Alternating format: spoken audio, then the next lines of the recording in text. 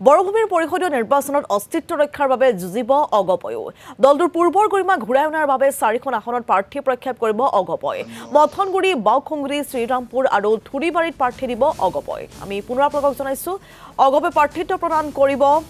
পৰিষদীয় নিৰ্বাচনত কেইবাটাও সমষ্টিত 4টাকৈ সমষ্টিত বৰভূমিৰ পৰিষদীয় নিৰ্বাচনত অস্তিত্ব ৰক্ষাৰ বাবে যুঁজিব অগপয় দলটোৰ পূৰ্বৰ গৰিমা ঘূৰাই অনাৰ বাবে 4খন আসনত প্ৰাৰ্থী প্ৰক্ষেপ কৰিব অগপয় মথনগুৰি বাওখুংগুৰি শ্ৰীৰামপুৰ আৰু থুৰিবাৰীত প্ৰাৰ্থী প্ৰদান কৰিব অগপয় এইটোতো মিত্ৰতাটো থাকিবই সিদিনা যিখন পঞ্চায়ত সন্মিলন মাননীয় গৃহমন্ত্ৰী অমিত শ্বাহ ডাঙৰীয়াৰ উপস্থিতিত অনুষ্ঠিত হৈছিল তাত আমি একেলগেই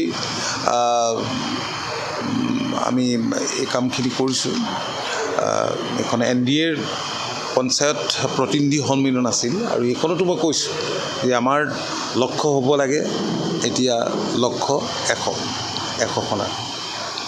সেইমতে সকলোৱে কাম কৰক আটাইকেইটা মিত্ৰতাত থকা আমাৰ মিত্ৰ দলকেইটাই কাম কৰিলে মই নিশ্চিত যে ভাল হ'ব দলৰ কৰ্মকৰ্তাসকলে বিচাৰিছিল যে প্ৰাৰ্থিত্ব দিব লাগে কেইটামান সমষ্টিত আমাৰ সেই এলেকাবোৰত এটা সময়ত বিধায়কো আছিল কিন্তু বহু বছৰ ধৰি তাত দলৰ সাংগঠনিক কাম কাজবোৰ খুব